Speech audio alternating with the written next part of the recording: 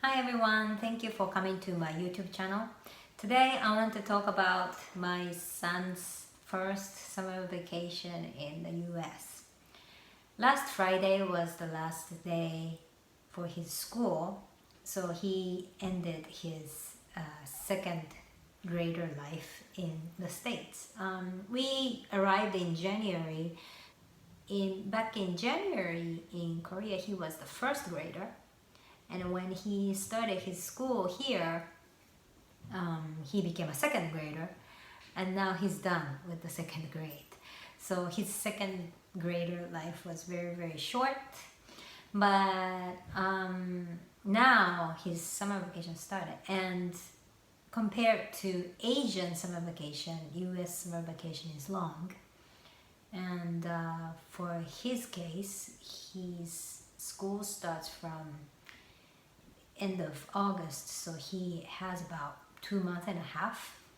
And so summer camps are the kind of American culture. Because I wasn't familiar with what to do, when to do, and stuff like that, so I signed up a little too late. So we right now have 3 different programs. One is tennis, and one is art, dance, cultural thing. And I signed him up for Asian culture because I thought maybe he feels more comfortable or more home, or maybe there are other Asian children who are taking these classes, and maybe there's something that he can connect more. So I signed up for that. And the third one is offered by school, so I think it was 3-week program or 4-week program in July that he goes to school and keep doing math and English. So this Monday we started tennis program. It's from 8 a.m. to noon. So it's my son's first American summer experience, but for me it's my first American sports mom experience.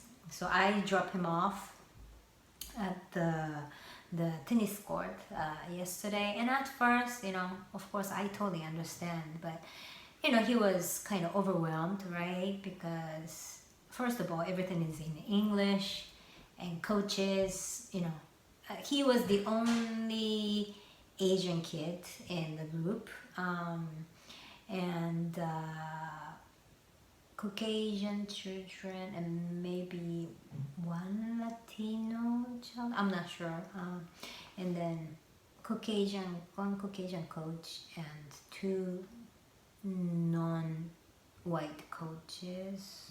I don't know what their nationality or ethnicity or race is, but anyway, I know he felt like, oh, I don't speak English, and he's the only Asian child, so maybe I know he wasn't processing it like that, but of course, and he knows nobody there, so very uncomfortable, right? And then so I was kind of watching him, and maybe me being there made him more nervous too, although he said he wanted me to be there. So I was watching him, and at the beginning, they were doing the warm-up, like it was like just fun movement, like just running or knee up and running. It was kind of more fun, and I know that he could do all the movements, but because of this uncomfortable feeling and maybe overwhelmed, he was really stiff.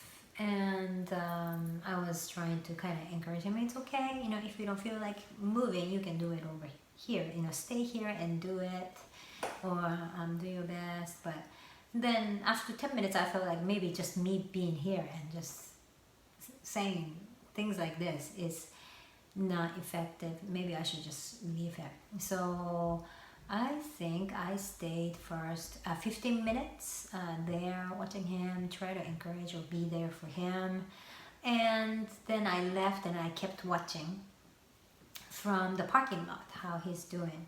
So ended up staying for 1 hour to see that he was feeling comfortable enough.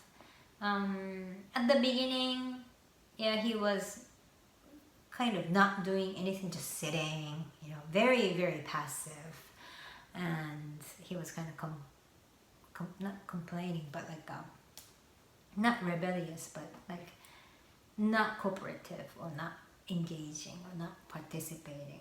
But little by little, by moving his body, he seemed like he started doing things with the group.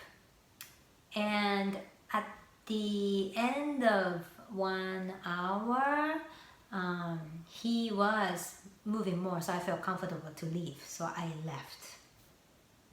And yeah, this is the challenging part for me. Okay, what am I gonna do for 4 hours? I mean, the first day it was like 3 hours left, but I did my walk because on that morning I didn't have any sessions, so I went for a walk. That's the closest, the trail that was the closest to the location, and I walked for an hour and a half, and I brought my laptop and planner and everything. So I went to a coffee shop or Panera Bread, and I did my work. That's the good thing about being a entrepreneur or having your own company or doing everything online. So I'm thankful for my coaching work because I didn't do my coaching sessions, but I can do prep and invoicing and emailing, things like that from a coffee shop. So I did that, and I went back to pick my son up. And when I went back a little bit early so I can watch him, how he's doing. And the first thing I saw was he was, moving. He was skipping. So like, oh, it made me feel so good. So skipping, if you don't feel good, you wouldn't skip. So like, he was skipping naturally. So that really felt, it was a real big relief. Like, oh, it's so good. He's skipping. He's enjoying. And I saw them practicing, and now he had a racket, and the coach threw a ball from behind the net, and he hit, and that was really nice too. And so when I actually went to pick him up, he was like, "Hi, Mom," and he sounded really happy. He was smiling, and yeah, just that made my day. And he said he did enjoy, and he can't wait to go back the next day. And I was so excited. I mean, it's not so much about how if he plays tennis well or not, but he just enjoys activities, especially doing something outside and moving his body. That's important for me, and I think it's important for him. So I'm so happy that he was able to do that with kids similar to his age and just have fun. And so he was talking about going back to the next session, or he wants to even continue after this week, because I just registered for him for 1 week. So he talked about even continuing for other weeks, and that made me happy. Like, of course, if you want to play tennis, go ahead. And I myself never learned how to play tennis, but because my brother, when I was little, was playing tennis and we had rackets. So I remember when I was his age in elementary school, I used his big racket, and with my friends, not even a tennis court. We didn't have a tennis court around our neighborhood, but just an open space. We were just hitting the ball, no rules, no nothing. So I never played real tennis, but I feel comfortable just hitting balls. So I hope that my son enjoys and learn more, so that I will get my own racket and I get tennis balls too, so that we can start playing. Just like we play, soccer. It's not professional soccer game or anything, but just kicking the ball back and back and forth together. I hope I can do the same thing with tennis with him. And luckily we have a tennis court, 2 tennis courts in our neighborhood, so we can go there anytime and do it as long as there are not other people. So, and today was the second day for him, so I dropped him off again, and he was already happy from the morning. And then again I went for my walk, and I worked at a cafe and went back to pick him up, and he was so happy. And he was helping coach, you know, like getting all the tennis balls from the court and putting them back.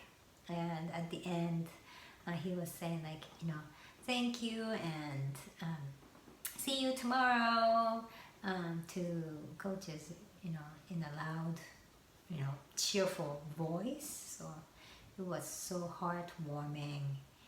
And oh yeah, another thing is he found one of the kids. He has 7 other kids, or 6 or 7 other kids playing in the same tennis camp, but one of them was wearing a t-shirt from his elementary school, and you know, my son was like, oh, my school. So I talked to him, and he happened to be a first grader, so 1 year younger than Ken, but same height, you know, and they play tennis together. And he looked at my key, and you know, I had a pass to our neighborhood, our community apartment or house owners community pass for a swimming pool. And he said, oh, you live in this community? And I said, yes. Like, we live there too. And like, wow, what a coincidence, you know. I'm so happy that we met this boy who is similar age with my son, and also learning tennis in the same tennis camp, who lives in the same neighborhood. So yeah, I'm just so happy for my son and his life in US. So that's the beginning of, you know, that's the very first week of my son's summer vacation week. So my question to you is, how's your summer? Maybe for people in Asia, you know, you know, summer hasn't started for your kids, or you know, you don't feel like it's summer yet. But how is it? What's your plan for summer? And if you have kids, what are the plans for your kids? Looking forward to hearing from you. Thank you for coming to my YouTube channel. See you next time.